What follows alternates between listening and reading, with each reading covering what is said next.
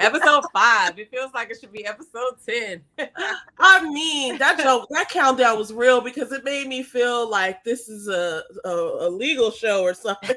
It's like, and back to 60 Minutes or whatever the hell. Oh my goodness. What is going on? Hey, Mocha. What's going on? Hey, Mocha. So, Hey, give Mocha. us a recap. I'm sorry. Go ahead. See what you guys say. Oh, no, that's good. I just literally was about to say the same thing. So, yeah, I can give a recap of what happened. This is the original cast. Hold up. Let me just X that out. But yeah, let me scroll down a little bit. We're just looking at the cast here of Ready to Love. Okay, so I might go out of order because I put an index card, so I don't know. But this episode started out with Jessica giving the deliberation of the women on who was going to go home between Marvin and Red. And I was right, everyone. Red's ass went home. And it's not even like he's a bad person or whatever. I'm definitely going to go buy one of those t-shirts that he has. But I think that he just didn't have enough strong connections. And with him, like the name dropping and stuff like that, I think the women weren't really feeling him. And so, you know, even though Marvin can be like a little bit intimidating, yeah, Marvin still stays. So then Hey, it's J-Dub. Hey, it's J-Dub. Hey, Motown Investor. Hey, Motown Investor. Welcome. Listen, so this show was about, Tommy had told the men, because they have the power, to go and talk about their non-negotiables. Mm-hmm. And I thought that, you know what? Chef's kiss to the idea of you talking about your non-negotiables, because like, let's even stop being attracted to each other. I feel like that's where a lot of relationships actually go wrong, is like, you know, you're trying too hard past the non-negotiable. It's not going to work, and other things are going to become dysfunctional because we never addressed the non-negotiable. So I addressed those first. Like, what? Hello. What? Some people don't like to do that, but I think I was so grateful that they're talking about this kind of stuff. So there's so much value to the show. I'm kind of going to go into that with some of the questions I have. Anyway, back to the recap. So I'm going to kind of go out of order, but at some point, I think it was in the beginning, Herbert, Quentin, Janelle, and Kat went on a double date. And it wasn't really a double date because they're all like sort of intermingling. They went to a fun looking place called Chicken and Pickle, which I thought was really cool because they get to play pickleball and they obviously serve chicken. But there we got to see Janelle and Herbert have a little bit of a conversation about like how she wasn't getting a text back from him, and he was like, "Oh, I'm more laid back." She was like, "Okay," but I appreciated her ability to communicate in a calm way without being like, "Well, you got to do this and you got to do that." You know, the neck rolls they accuse us black women of doing. She was very much like upfront and solid with her point, but she was very soft in the delivery, and she was really fun. It's so ironic to me too, though, that Kat walked in and everybody was already there, and her and Janelle. I hate that, by the way. I can't stand when they do that. I feel like it's like it puts somebody at a disadvantage. Like, we're already in a vibe, man. Here, this person. Yeah, here you come. Hey, I don't feel like it gives the person who's late the same opportunity, but you know, it goes along with you gotta get in where you fit in, but. What was that line out of Friday? Herbert dropped the ball. Wait. Yes. I know what you're talking about with the whole texting thing. Yes, it's shade up for sure. I think he did drop the ball. No, but you know what, I'm sorry, go ahead. No, it's so funny because it reminded me whatever you remember obviously the movie Friday when Miss Parker was across the way. She was like, "Girl, call me later." What did she say? She's like, "Okay." Listen, this is what I want to say. Like, one, the non-negotiables have to be discussed in the beginning because, like you said, if we're not gonna get past our non-negotiables, there's no point to even get into that kind of toxic relationship or whatever. Yep. And speaking on like Herbert dropping the ball, I do believe that he did drop the ball, and it's crazy because I always say that you have to be like, some people just aren't able to date multiple people. You know what I mean? Yeah. And in that case, they don't know how to handle it. So when you don't communicate, it gives the person you know, the vibe that you're not feeling them or whatever. But like you pointed out earlier before we got on here, like one of the kind of good things about the show, whatever, like if a person ghosted you in real life, you wouldn't be able to figure out why. You probably would just go on with your life. You know what I mean?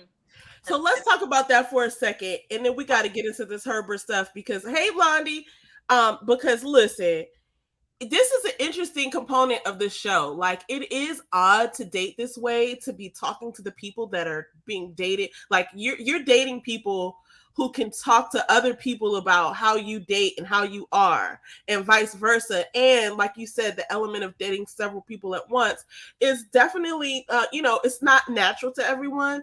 But I think what's really good about this particular circumstance is that this is the anti-ghosting. And so you know what ghosting is, when somebody doesn't call you back, and you never hear from them again. You dating them and you might think, oh, everything's going well, but then you just never hear from this person again, and people are very upset by that. And there's a whole show, Catfish, or actually that's not what the Catfish is about, but it's something similar. But it's just like, why would you ghost me? Actually, I think they do have a show called Ghosted. But anyway, what my point is that this is the opportunity for you to see in numbers, like, why it couldn't work with you, right? And I think if nothing else, like, the majority of people are not going to find love on this show.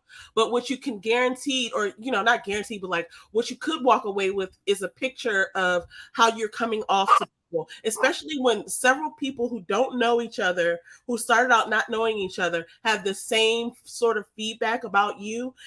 It might be nice for you to take that under consideration. I think it's an opportunity, but I always say you have to be open to that, and you have to be looking for that, right? But there are people, like, everybody, it depends on what kind of ghosty you are, right? Like, are you the type of person that gets ghosted and be like, his loss, her loss, or are you the type of ghoster that's like, I need to know why, right? Because you have those people too, but it's like, if I didn't call you back, like, it is wrong to ghost people, but if a person didn't call you back, you calling them to find out why is probably not going to end up good. But this situation with Ready to Love is like different. Like, okay, people date multiple people in the real world, but nowhere in the world are the people that you're dating getting together and talking about you. You know what I mean? So it would be good to go into the show thinking, okay, whatever happens, but I'm going to take away what I can, to go on, because it all depends on how you look at yourself too, because a lot of people think they're the shit. You know what I'm saying? Not in this particular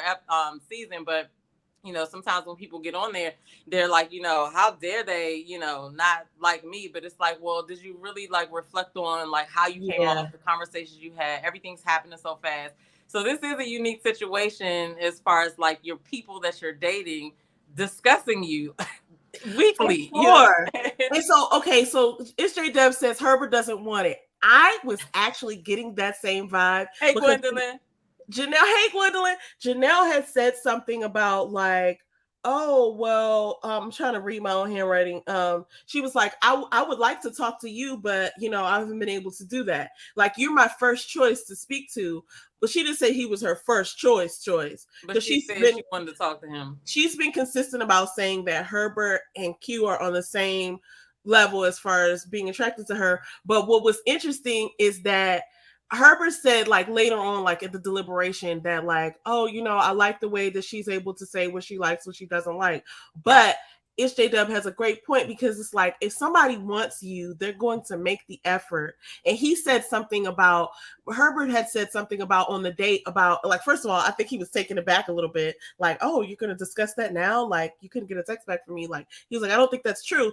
Then he went into like, oh, well, I'm not used to dating a bunch of people at the same time. And then he ended up saying something like he was going to work on it or something like that. But it's like, it's so early on in the process. Like, I can't imagine that if you were her, for like, who have you been talking to then? You know what I'm saying? Yeah, so see, that's what I was about to say. Like, I will say I did like Janelle in this episode as far as how she was communicating. And when she asked the question, I was just like, ew. Like, you gotta ask that question. That's like Red asking, asking people, do you find me attractive? You know what I'm saying? Like, if I gotta ask you why, then I'm not gonna, I don't know. That's just me. And then like, you got to think about the fact that the cameras are on. So now it's like, okay, Herbert's probably in his mind like, all right, well, I don't want to look crazy on TV, or like I'm not. So I don't know. I got to watch it over again, because I only watched up to the part, I think like 45 minutes in. But that part I did see, and I was kind of questioning whether like whether he was feeling her because she had to ask that question. Yeah, it's not a question that you should have to ask. You know what I mean? So for sure, it was a bit of did like. I say hi to Gwendolyn already? Hey, Gwendolyn. It's J Dub says Janelle told Herbert he's a strongest connection. She laid it all out for him. She did.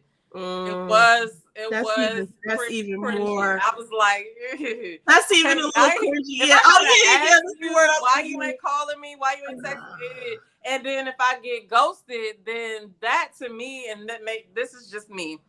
I'm out. I'm on to the next. Like, I'm not even going. You gonna come to me and be like, "Dang, you not?" No, well, I'm not doing that. It was cringy. So look, I'm gonna get back to Herbert in a bit because I feel like he's a hot commodity amongst the women. I don't know why I feel like that, but he's a very interesting.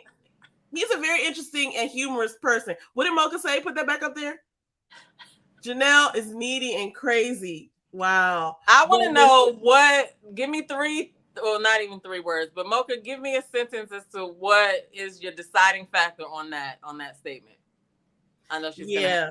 So, look, off the script, off the show, I could understand why she thinks the crazy part, but but just off of what we saw. Off of what we saw, I would like to hear that from her too. Then we see like Chris and Aries have a date. Chris made Aries dinner, but he didn't. He hired a chef, and James recognized him as one of the chefs on this food truck show.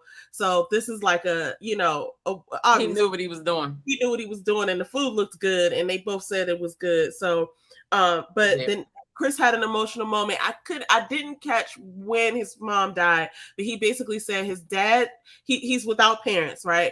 His dad passed away a day before he was born, and he's still obviously struggling with the memory of his mom. And he ended up pulling out a portrait or a painting that he got made. And I could just feel his mom's spirit. She was like smiling in the picture. But he basically was like, Aries, in the way that he sees her with her sons, makes him feel a certain way. I also noticed that Aries has 2 sons, 11 and 13, and Chris has, I think he said a daughter. Yeah, that's 11, and she just recently decided, or as the show was airing, that she wanted to go vegan, and so I thought that was really cool. I thought that was fun. Yeah, he was emotional. He showed his vulnerability. And he basically showed that his non-negotiable was about family. Now, let me say this overall. A lot of the men and some of the women were very, clear about wanting to have kids. I feel like that is a real non-negotiable. And even Unique and Marvin had a connection, but it didn't seem like Unique was I don't say she wasn't open to having kids. She made a statement that was interesting. So basically Marvin made the point that like, oh, he's not going to stop until he gets a boy. Oh, I have to have a boy.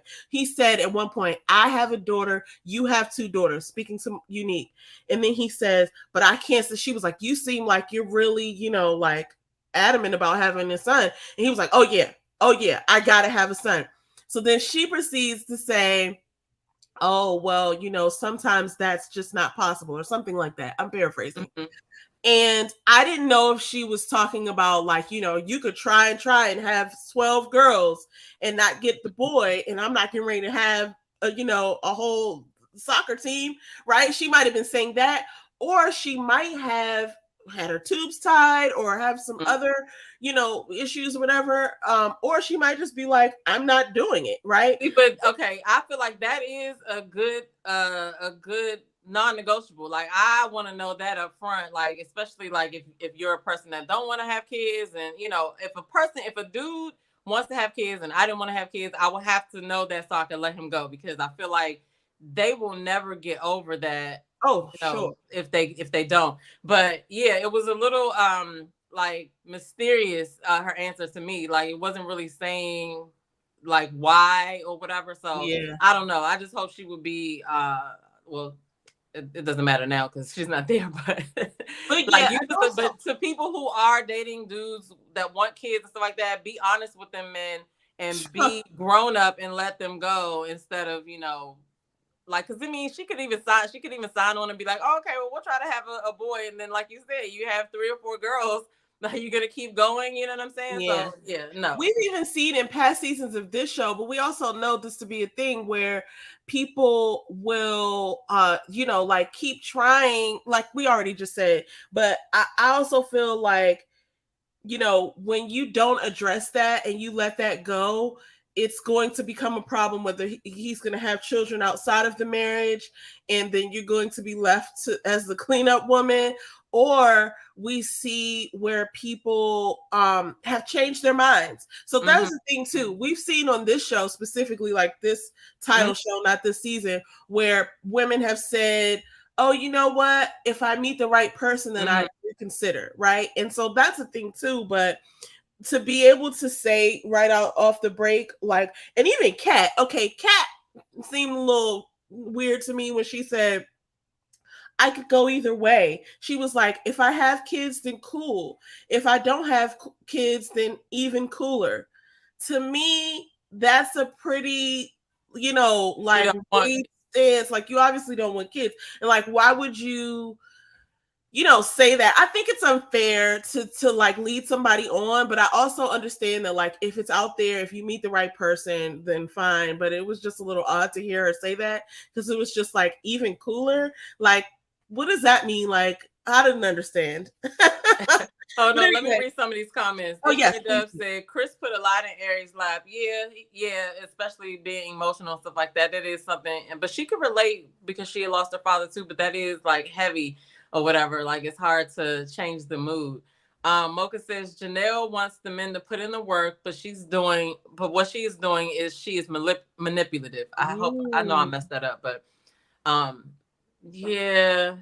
And then she said she wants to be chased without putting in any real effort. Ouch. Because I feel like, it's a lot of men there, and she's probably like, like, where y'all at? Like, I'm sure somebody's hitting her up, you know what I mean? Because she said all the dudes wanted her, but somebody's got to be hitting her up. But like you said, who was you talking to if you're not talking to me? But like, that's what I'm saying. The answer is there. Like, the question don't need to be asked to me. I don't know. It's J Dub says, good luck on guarantee the having a boy. Yeah, you can't guarantee. I mean, it is 2023. I don't know if they're trying to pay to do that or whatever, but you can't. I mean, can you? Oh no, we got to have a conversation offline about that, because I don't know if that's a thing that I would want for my kid. Like, yeah, make it a boy. Put in some. No. We not messing with that. Mocha says Janelle can't hide who she really is. She's 41. Does she want kids? Okay, wait. Let's stop there, because I remember at the mixer, she was going around. Oh, it's all coming back to me now. She was going around talking about, oh, I'm willing to adopt or something like that. I vaguely remember that. Because I think she was adopted. Yeah. Okay, but it was like, but she wasn't. We didn't see her have the conversation, even on this episode. When people are saying their non-negotiables are children or no children or what have you, I didn't see her weigh in on that. I mean, obviously Herbert put it out there, so I didn't see her reaction to that though. Maybe I missed it, but I don't know. Yeah, that's a great point, Mocha. She could still have kids after 41. You know what I'm saying? Of course you can. But what I'm saying is, does she want them? Right? Because we haven't seen her express that as a non-negotiable. Yeah. Actually, when she said her non-negotiables are like, she's like, I'm ambitious. I can't have somebody be content because I'm going to frustrate you because, like, I don't know what she said after that, but she basically was like, I need somebody that's not content. Straight up said, Kat don't want anything. Kat doesn't Mocha said, not the cleanup woman, in response to what you were saying about that. Blondie said she didn't want kids. Yeah, that's what I thought. That's what I thought. That's what I had said. That's what I had said. That's what I had thought. What's up, Ellen? Hey, Ellen. Where's Ellen? Oh, yes. Hey, Ellen. Okay, J-Dub, come to the live after this. J-Dub's next comment. So sorry to this woman. I like that. I like that a lot. Okay. I'm gonna go to his live after this. He said he about to go live. Yes. Okay, we're both gonna be joining that. Okay, so moving right along. Philip and Kat talk to each other. Now, here's what's interesting. Philip and Kat, this is not the first person that said that Philip is easy to talk to. She said that she felt like she was in a safe space with him. They bonded on the being non-religious and and being spiritual, but that is a very vague term. Who knows what that means? You could mean anything from, I, worship water, to I don't like to go to church, but I give to the poor and I worship, Christ or whatever, right? Or you don't know what spiritual is. But they didn't really go into detail. We didn't see that. But Philip said he's family oriented. Kat was saying she doesn't want any kid drama, which somebody else had said that too. I think it was Chris, who was like, if the relationship with the other parent isn't good yet. But I'm like that too. Like, I need you to be handling your business so that it's not affecting us. Like, we could come to a compromise if you're taking care of your business or whatever, because I'm not gonna have no drama from my side. So, like, yeah, that's also something I discussed as well. Now, I want to ask our next question before we get into what I thought was the meatiest part of the episode with the boxing scene. But okay, one thing that Chris said right before the men went into the deliberating part is he was basically making the statement that how do you navigate when your strongest connection could be the one on the chopping block? Mm-hmm. And so this is something we've got the chance to briefly talk about. I think there is a way to do it. I think, you're all in this dating show and the majority of you are not going to find love, or you're not here rather. But the idea is that you kind of date around, you kind of see what you like, or, see where you are with things and get, I guess, some feedback. That would be the point, I guess, outside of finding love, that would be good about this. But how do you navigate when your strongest connection could be on the chopping block? I think here's my answer.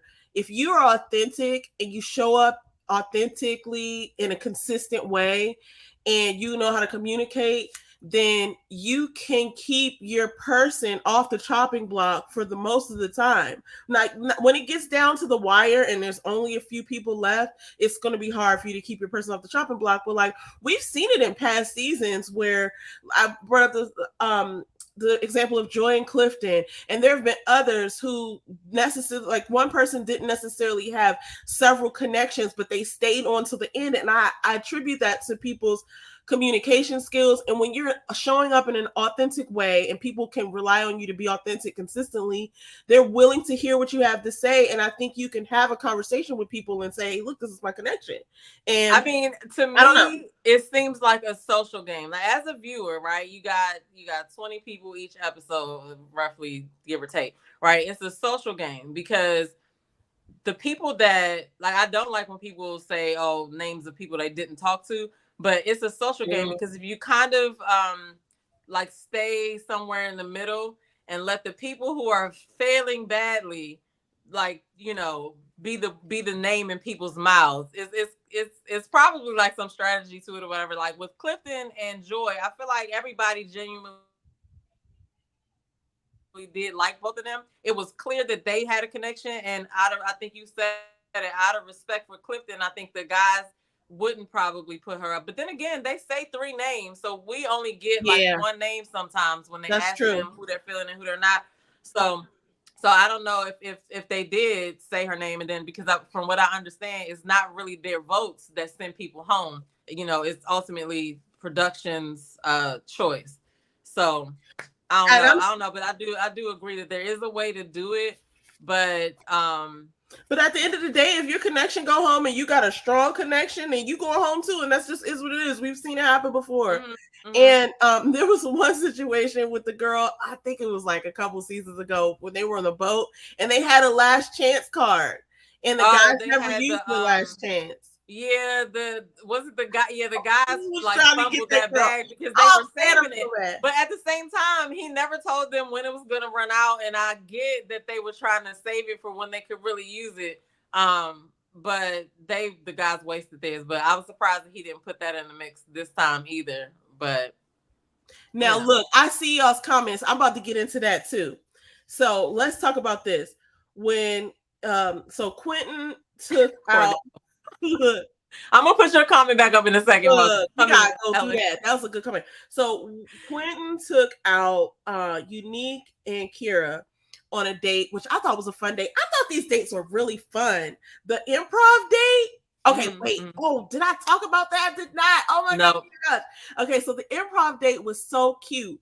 Morier put this together, and he brought Kira, Sierra, Herbert. I feel like who else was there? I can't remember everybody was there. I feel like Chris was there. And Jessica was there. I Mhm. wrote it down somewhere, but anyway, listen, they had a nice little mix of people, and the goal of the date was to, like, I guess probably just pull people out of their zone. So there was an improv coach, and they were supposed to. What was happening is you got two people on stage, a man and a woman, and he gives them a scene, and they're supposed to improv. So Mhm. first, Jessica and Chris went, and you remember they had a connection because Yeah, she was they walking him around. walking Everybody around, let which him was go. really funny at the hoedown before he left. But then they seemed to have a little bit of a situation when it came to their improv topic, because she was kind of like jumping down his throat about, like, you know, it was all made up, but it was like he made a wrong turn and she was like blaming him, and he was looking for a resolution. So then he said that was his non-negotiable, about like somebody who's able to find a resolution. And she talked about how she needed somebody that's going to be able to have a plan and get them to the next place. And so I thought that was interesting, but I did feel that energy from her.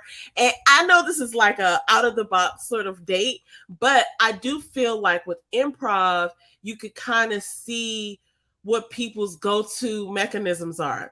Now, the reason I think this was also interesting is because Herbert and Sierra. Now, Sierra has said before that she was digging Herbert, and that she the girls downstairs were clapping, as she put it. But I just think they're so individually, they're both hilarious. Like, they're both like really funny people. And then they find out while they were on stage together that both of their non-negotiable has to do with having kids, which is like, oh, they have a lot in common. And then she said something that I wanted to clap for, because we don't hear this a lot, but he was like, well, you know, I think you have to have a foundation before you jump into having a family. And I'm kind of chopping it up a little bit, but that's the gist of what he was saying. It's like, you got to work on a foundation. She was like, what you talking about, money? She was like, I got it. And I just thought, you know, obviously she was being cute or whatever, but it's like the idea that, like, look, you can get through some stuff together. If you're non-negotiable as kids, like, I get it. You definitely don't want to be broke having kids, but like, you know, you can figure it out. And I just like the way she had jumped out there and said that, because it just kind of like spoke to like the character of like, we're gonna figure things out. Like, I'm not looking at you as my, you know, like meal ticket or whatever. And I'm not saying there's anything wrong with looking at a man for as a provider, but I just appreciated her even saying it so quickly and like in a funny way, because it kind of made me feel like, oh, that's really who she is. You know what I'm saying? So I thought they really did something for me, at least in the way that they interacted with each other, because I thought they were really cool. I was like, I could see them together based off of that interaction, because it just seems so easy. Now, the other thing that came up, and now I'm getting ready to go into Kira. Kira was on stage, and it didn't seem like, and maybe they cut this part out, but it didn't seem like she went with the whole improv theme. She just started talking about her non-negotiables. And it was like, well, the whole point is to do improv and kind of come out of your box. And then Morier in a cutaway scene had said, like, well, the person who seemed to be the most uncomfortable with the improv was Kira.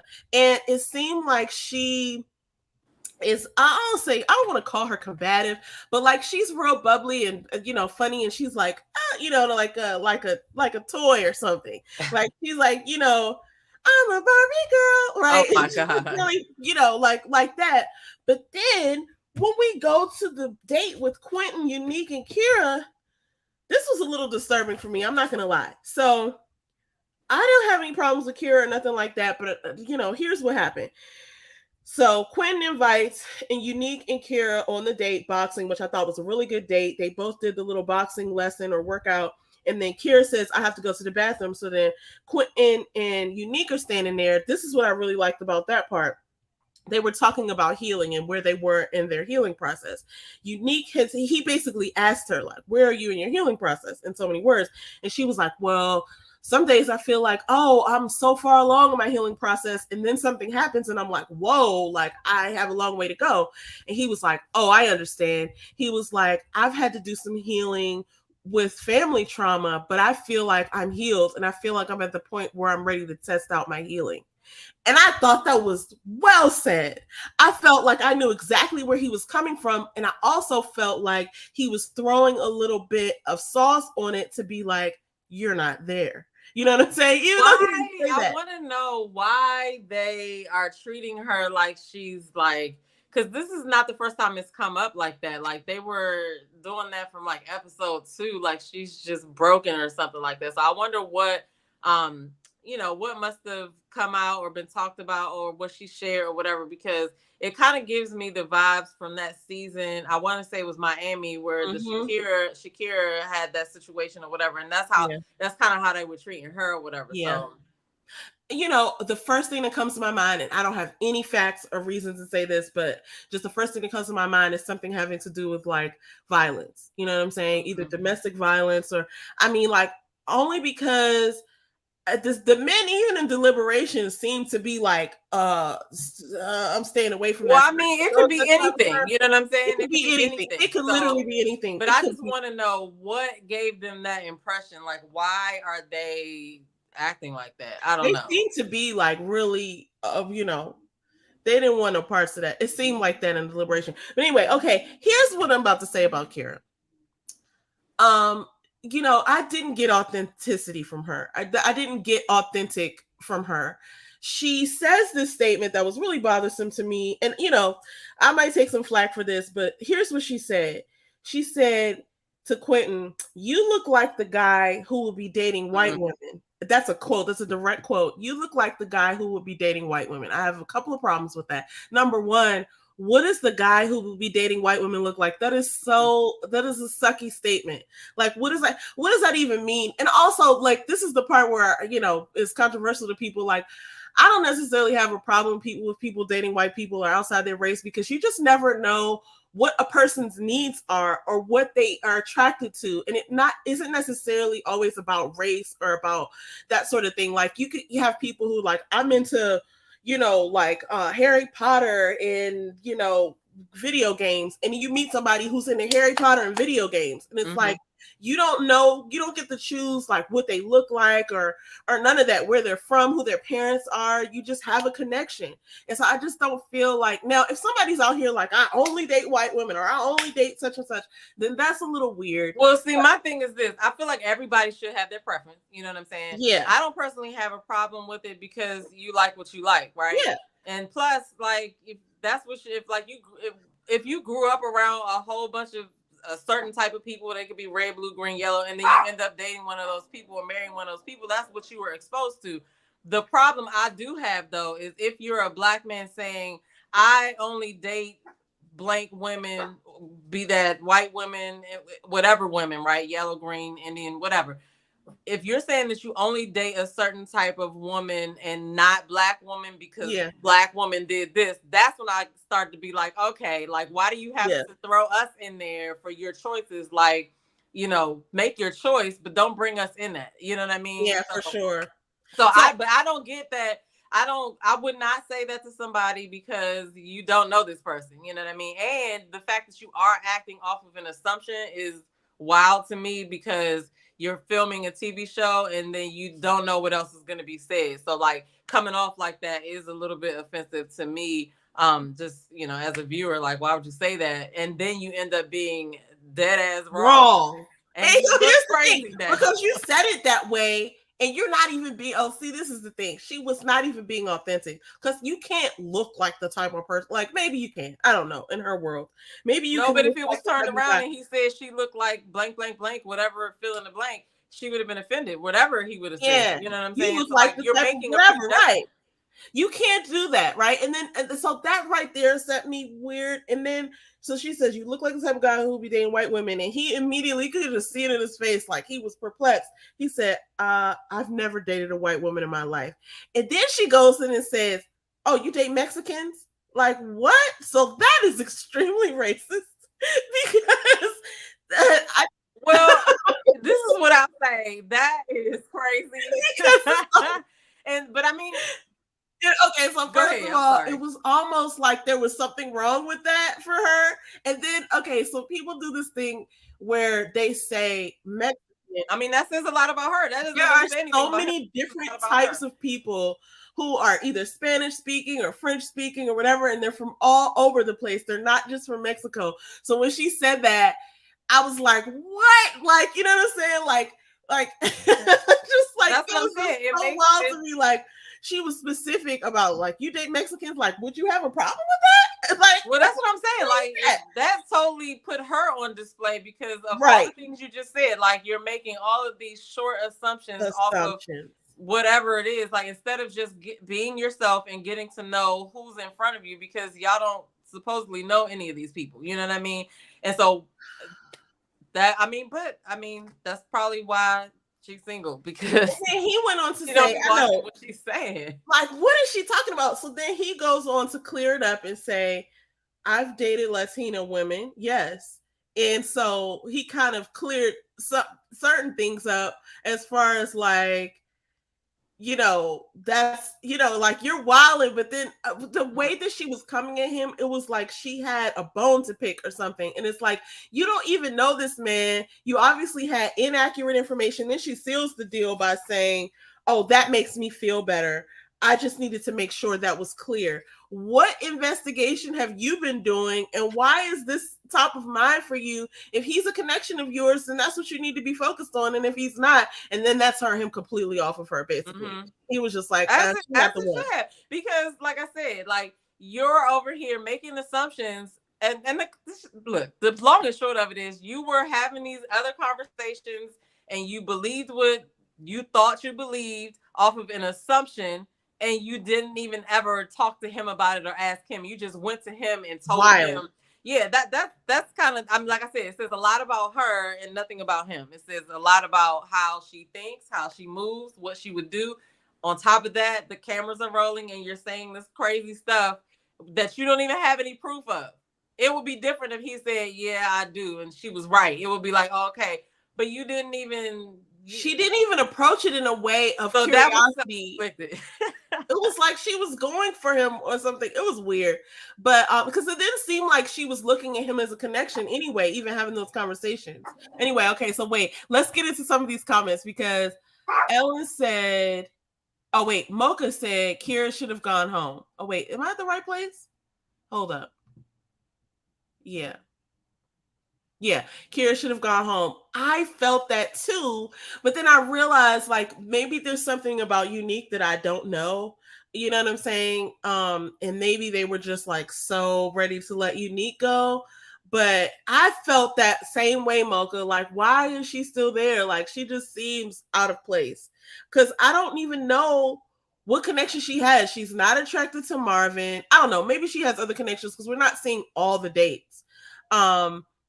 But she just kind of closed the door on Quentin, and that was that. So Ellen agrees that with Mocha that Kira should have gone home. Then Ellen says, I don't like how she felt disrespected. Let's get into this. I don't like how she felt disrespected by the Black spaces, but thought it was okay to question Quentin about his preference. She heard from the women and not him. And I don't know where she got that from, whether she got it from the women. She did not type Quentin. She typed Cordell. Oh, she does favorite Cordell. Cordell! Oh my gosh. Cordell. That's hilarious. Wow, I wonder what he's doing these days. Don't even get me started on that one. But and Portia that came all the way up a few times. So that's funny. But look, okay, so I didn't like how she felt disrespected by the Black spaces. So now she's talking about later when they were at the date where I think it was Morier. Was it Morier that was telling Kira about herself? I want to say it was, but I can't really remember all that. Well, it's going to come back to me though. And he was saying that, like, oh, here's what the men were saying about you, and she was like, all good, I hope. And he was like, well, a little bit of both, as far as like whether the reports were good or bad. And then she was offended by the idea that, like, I guess, just to put words in people's mouths, like that she talked about how, oh, she's been treated a certain way because she speaks so properly, but what's funny about people who do that? Because like, listen, we all got jobs. We all got to put on a white voice, whatever. But sometimes you could tell when somebody's laying on extra thick.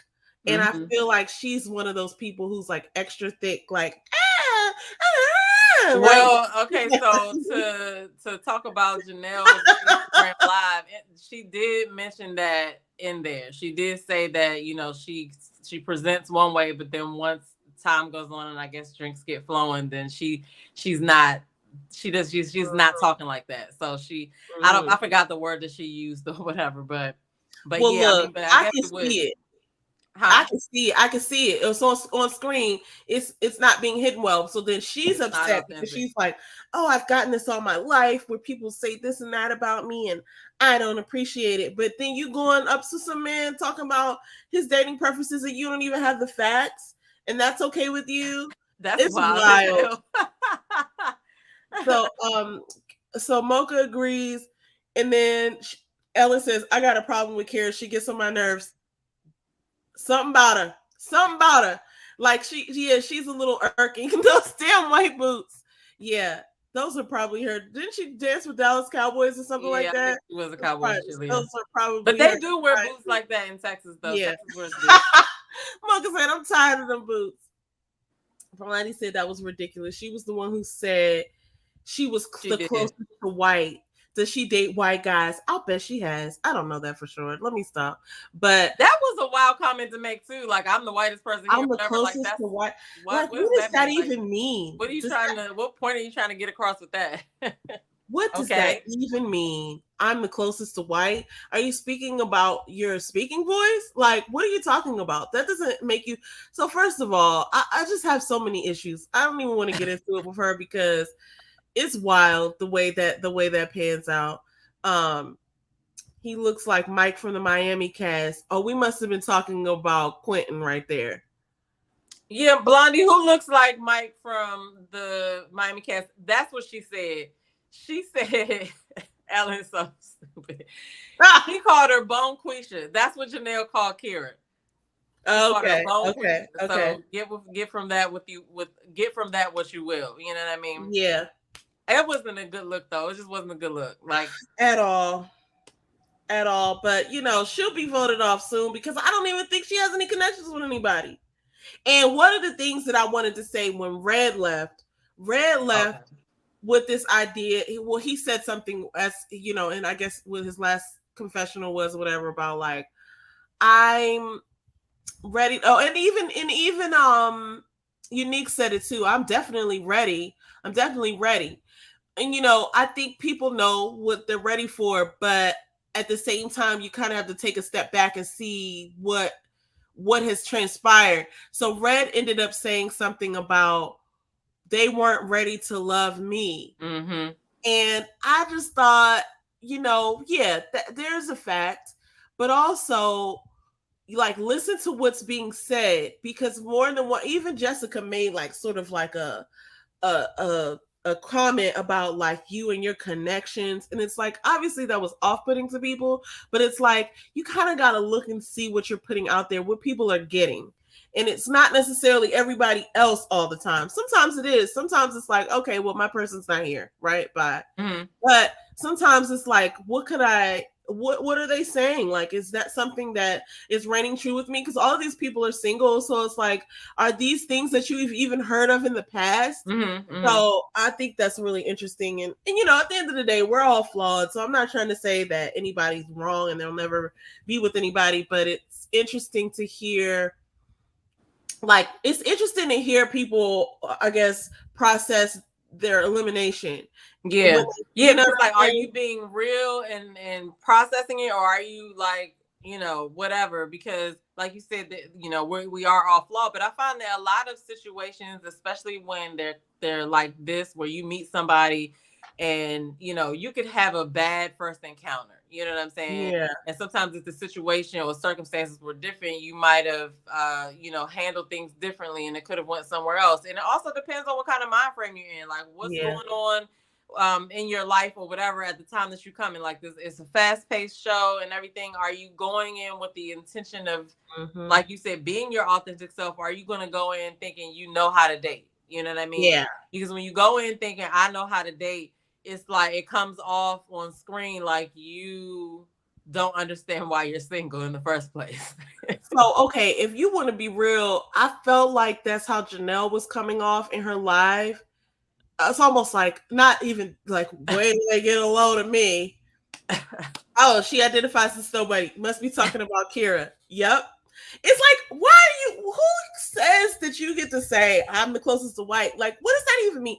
I just think she was talking about things that are so beyond superficial and weird, and I don't even really know what she meant by that, so I don't want to like put words in her mouth. But the fact that she even said that she's the closest to white, and somebody had said it was because she went to a white school or something, and she's been raised around mostly white people.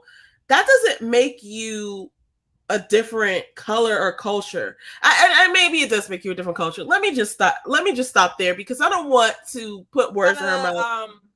It's not an intelligent thing to say. It's not. It's a very, and I can like I can see that she's coming from this place of like, whoa, I'm a victim because I went through all this, and maybe she did go through a lot of stuff, but it seems like she's still wearing this mask. I won't say still because I don't know her, but it seems like she's wearing a mask, and she's wearing it in a very weird way. It's just like, what are you actually doing? What are you actually saying? You're perpetuating some of these statements that did not come out of our culture, and it's just weird. It's just weird. Her whole thing, I don't know who she is. I don't know where she's coming from. That hasn't come across clear to me. So, but some of the things she's saying, I feel is like dangerous to be saying, because I don't really know that she knows who she is. She hasn't come off as authentic to me. But then at the same time, like, we don't get everything, and they could have just cut out all of the intelligent things that she said. I don't know. I'm gonna give that's what we'll say. That's the likeliest thing that happened. I think she believes because she speaks non-black, which is even crazier because that is something what, else, lady? What? Non-black. Kenya needs an M-word wake-up call. Huh? Hello. That's what I'm saying. I think she's lost. Okay. I don't know why I've read that funny, because it's like she's lost. Like, Pat, somebody get Bishop over here. We got a live one. That's how that looks. Yeah, Dallas Cowboys fans to me, whatever. And so she was a Dallas Cowboy cheerleader. So I'm really not surprised that she's coming off like that, because is something wrong with it? No, I'm just joking. I think there's a lot to unpack there, and I don't want to say what I'm getting because I don't have any facts to like back it up. But from what she's displayed or what I've seen on the show that has been aired, it's just not looking. It's looking weird to me. It's coming off as there's no substance.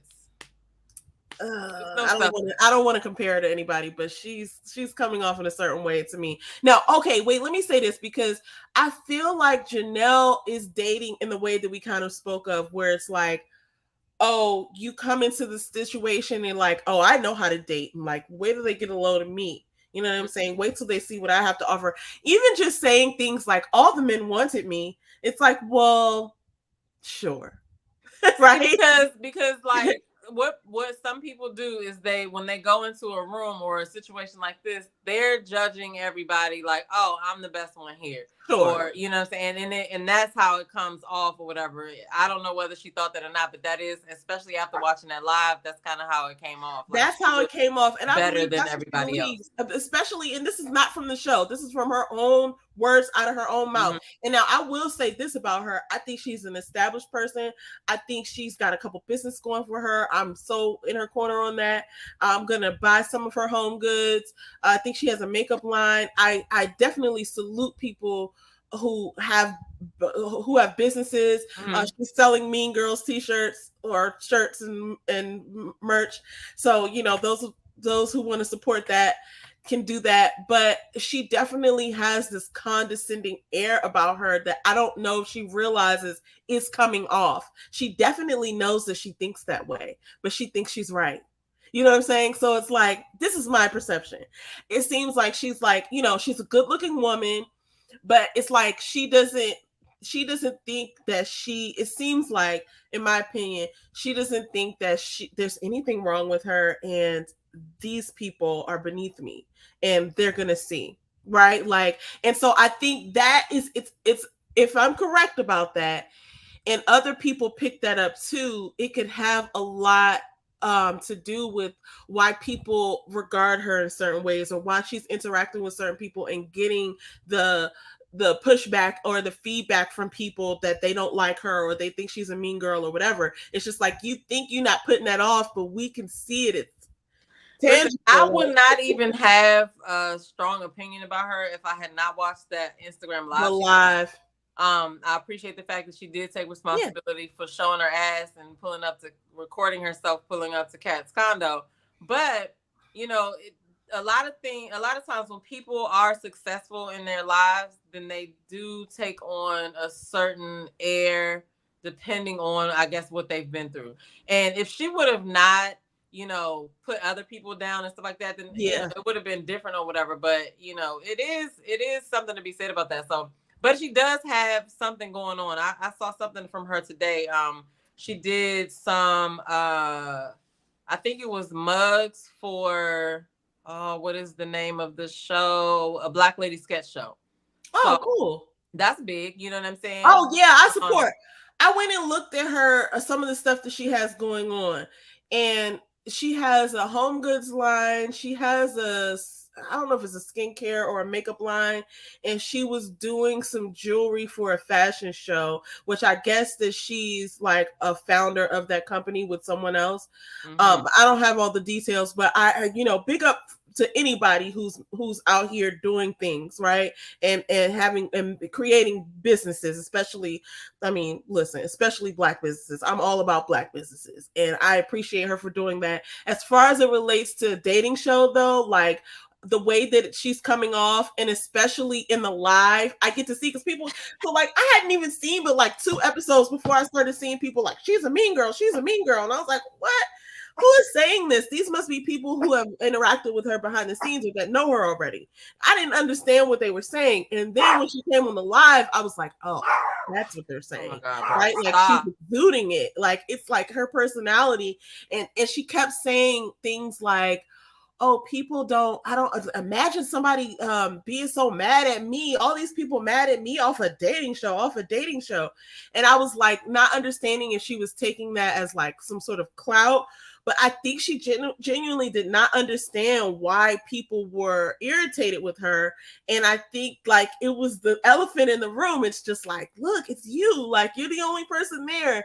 And like you're causing all of this ruckus because perhaps people don't enjoy the way that you interact with them. And I think it's a thing of like saying that you're humble and saying that you're supportive of women and empowering of women, but then it's like your whole being is actually condescending.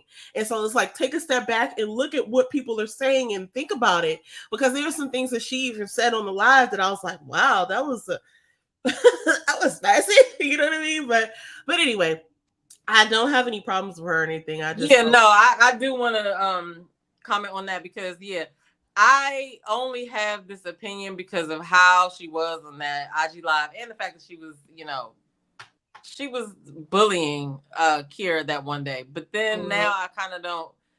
I ain't gonna say that part anyway. But I will say, you know, shout out to her for her businesses and stuff like that. But Mocha says the Black Lady Sketch Show is canceled. I don't know what it was that she was whatever she did was a mug or whatever, and it was for HBO, I think it was, but it says a Black Lady Sketch Show, so I don't know. She said she did it when she was about to go into the women's lounge, one of the women's lounges. So I don't know when that show got canceled or whatever. But like, to be clear, I'm not saying that I don't like her as a person because I don't know her. I'm just saying how she came off on that IG live was certainly distasteful. It wasn't ladylike, and I'm only saying it because she's over 40. You know what I'm saying? As an over 40 club member, like you can't be going out like that. You know what I mean? But I did like the fact that she took responsibility for doing that. But you know, it is what it is. You know what I mean? Man, it is canceled after season 4. That's wild. When did it get canceled? Early July. This Hollywood Reporter of this year. Article, and then I'm seeing something else. I gotta read up on it because I'm seeing something from last week from MSNBC. Well, she still got her bag from it, but that makes sense because they filmed this before them. But she still probably got paid from it. You know what I'm saying? From what I'm seeing something from MSN that is saying the sketch show lives on through a donation. So I gotta read more into it. Yeah, but that doesn't affect Anyway, Janelle. we'll Like, we're see. talking about Ready to Love. That doesn't affect Janelle. She Yeah, made her sorry. bag. I got all over the tangent. No, I'm saying she made her bag from the business that she did with them, and so that's a good thing. I'm just trying to be clear about, we like people to have businesses, we like to share stuff, but that attitude that she displayed or whatever, and that's probably why she got the pushback that she did from the women, because she was probably slick at the mouth. You know what I mean? Some stuff just doesn't need to be said. Like, you don't have to be condescending or put people down and stuff like that. And that is kind of what we got, up to now. But like I said, I liked her this episode because she was, communicative, even though she was asking questions I didn't think she should be asking. But at least one question I didn't think she should have asked. But she's what was that? When she asked Herbert about why he's not calling her or whatever. Or maybe it wasn't a question. Maybe it was a statement. And I just feel like, like J-Dub said, it was cringy. You know what I'm saying? But yeah. Well, anyway, that's all I have to say. I might have more to say after I watch it again on our Thursday night show. I might have more to say, but that was just our hot take. I feel this show, for some reason, this season is just different than other seasons.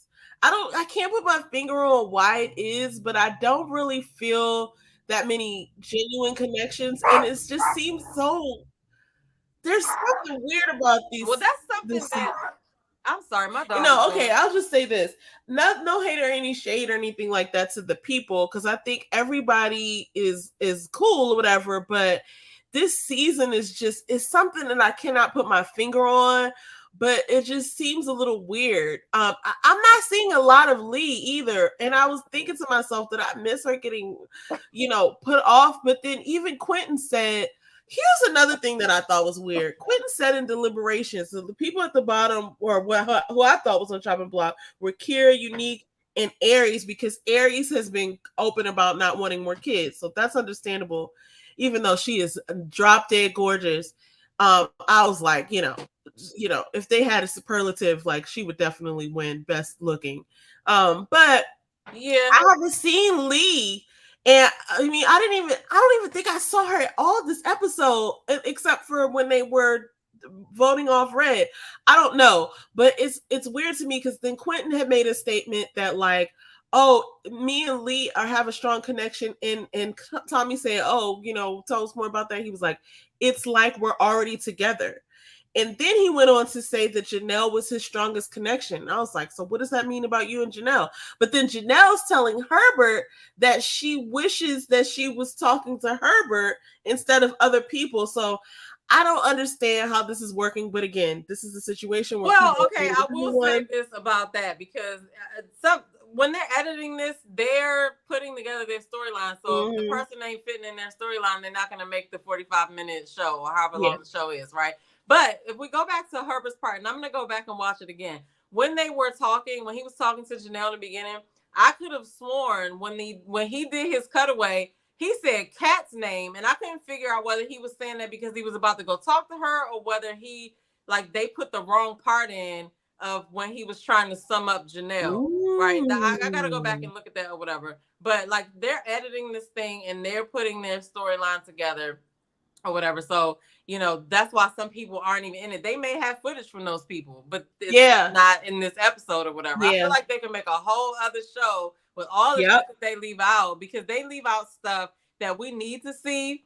And I'm sure they leave out stuff that we don't need to see, but they put in a lot of stuff that we don't really need to see or care to see. But if you're the writer or the person that's putting it together, like, it just happens like that. And they just have all that footage and they just be like, okay, well, here's the story. All right, bet. And this is how they put it together. So I don't know, but that's why I feel like I love the post interviews, because we get to see, we get to hear more about the questions that we have along the season. You know what I mean? Yeah. So did you see you said, I'm not sure, did you see, did you say you saw the preview of next week? Because I didn't get to that part yet.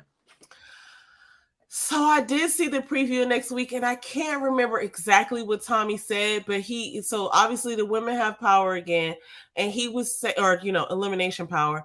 And he was saying something about, this time I want you to, I think he said, talk about what makes you uncomfortable. I can't remember exactly what he said. That's what I that's what my takeaway was, whatever he said, and I may have gotten the words wrong, but that's what the gist of it was that I sort of absorbed. And I think it was like, okay, but I felt like, or maybe it's moving forward, but I feel like this is the point in previous seasons where they would be meeting each other's friends or something like that. I don't know how they're this. Gonna meet the. I think they're gonna meet exes. Meet the friends and then the exes. I think and that's the not parents. this next episode. I think that's next episode. I think it starts around episode 7 because it'd be like back to back. They meet these people, then they meet these. Yeah. People, so and things are different each season because I feel like previous seasons he's thrown in several wild cards, but it's almost a disadvantage when you get put in like midway because it's like there's some people who have already been eliminated. You didn't get to meet those people, and you're still having to do catch up work. Kat actually mentioned that on the date with Herbert and Quentin and Janelle's like, you know, I'm in a bit of a disadvantage. She like rolled her eyes in the cutaway scene. It was wild. Anyway. Something's going on with this. So who do you think is going home next week? So the women have the power. I would think that, okay, so I haven't really seen Philip connect with anybody like that. So I think he could be up for elimination. Also, Marvin was in the bottom. Let me bring up the cast so we could talk about it like this because I don't even know if this is everybody because Own be doing their own thing with this website. So Chris seems to have at least two connections. I don't know if Aries is really connecting with him or whether they just had a moment, but it seemed like Jessica and him have connected. So I don't think he's going to be on the chopping block, but it's definitely not going to be Herbert. Okay, because Herbert's got a few people. I haven't really seen Philip connect with a bunch of people like that. It seemed like he's like the cool guy. Last episode, he seems like the cool guy, and everybody enjoys talking to him, and they feel safe talking to him. But I don't see him having no connections. Now Morier has then stepped up, and it seems like he's having kind of more connections. But I think if I had to call it. And now, I'm going to be honest with you. I don't think we're going to see who they eliminated at the end of next show. But we're just going to see who's going to be another cliffhanger. They're going to do the cliffhanger thing because they're hateful. Okay? Now, look. I think Marvin's going to be in the bottom again. And I think it might be Phil. Because he's just, you know... I don't think he's moistening any panties, to be honest with you. I think he's just a cool dude. And then also there was a weird exchange with him and Kat where she was talking about how, when men have small children, I don't like to deal with them. I don't know if he has any small kids, but she basically was saying like, I don't like to deal with men who have small kids because they're going to see it's too fresh or whatever, right? The relationship. And then she said something about drama, and Aries and Chris had talked about that too, but we didn't see him negate that there's drama. So I wasn't sure if that meant he has drama or what, but I thought that was interesting. So I think the next time the people from this episode and previous episodes, I don't see Phil making any connections. So I think he's going to be on the bottom. And because Marvin has already been on the bottom and he doesn't have seem to like connected with anybody in a stronger way, I think Marvin's going to be on the bottom again. Yeah, I think Marvin is going to be on the bottom just because, you know, the connection that he did have that we thought was unique. But like, you know, the messed up thing is that we don't get to see all the dates. So who knows? But you can sometimes tell by the way they edit. We didn't see this person. Maybe they are going to end up in the bottom. So you might be on to something with that, Phil. So it might be Phil and Marvin. Yeah. So we'll see. But yeah, so I only got 14% left on my iPad. Okay, so wait, we're going to read 2 more comments. Okay. Blondie says, I don't see any connections. We were talking about that a couple minutes ago. Yeah, we should see some by now. It's about to be episode 6. I thought I was seeing some, but so we haven't seen it, and then next thing you know, they not talking no more. You know what I'm saying? Because we got to see what's up. Mocha said their editing sucks. Their editing does suck. Their editing does suck. It's giving amateur. They leave out shit that we need to know about. Yeah. Create these like I said, I feel like the cast should be mad at Own because they are taking what you said, but they are crafting it, and sometimes they make people look like the villain for a long time just for us to find out that they weren't actually the villain. It was just the way that they were portrayed. You know what I'm saying? So their editing and story building is giving amateur because it's not. I don't know. I can't say it's not well put together, but it's like even them doing the reunion, it seems a little shady to me. We talked about this last night. It seems a little shady to me that they would do the reunion before any of the cast members have seen a single episode because it almost feels like you're hiding something. Well, like it why? absolutely seems like you're hiding something in it, or it seems like, okay, we can't let them see this before, or they will not show up. Yeah. Right? So they have to be, because think about it, like I said, whenever I watch commercials and movies and stuff, I'm always thinking about, you know, how they filmed the scene and what they were talking about and, you know, whatever, and realizing that when they're having these conversations, cameras are on the other side, right? So I'm like, okay, if you are editing a show and stuff happens, you know what I'm saying? You have to be like, they have to be sitting in the boardroom like, okay, when this happens, she gonna go off and, and you know. So I could just see how they probably came to a conclusion that the only way they would probably have the reunion is to do it before the episodes air. I mean, look what's already happened outside of the show. Oh my gosh, can you imagine? So that's wild. Yeah, you're right. Yeah, so I could see them doing a reunion for sure. Yeah. I mean, and not even that the episode. I don't know. It's a lot going on there. We're not even going to get into that tonight. But thanks, guys, for watching us.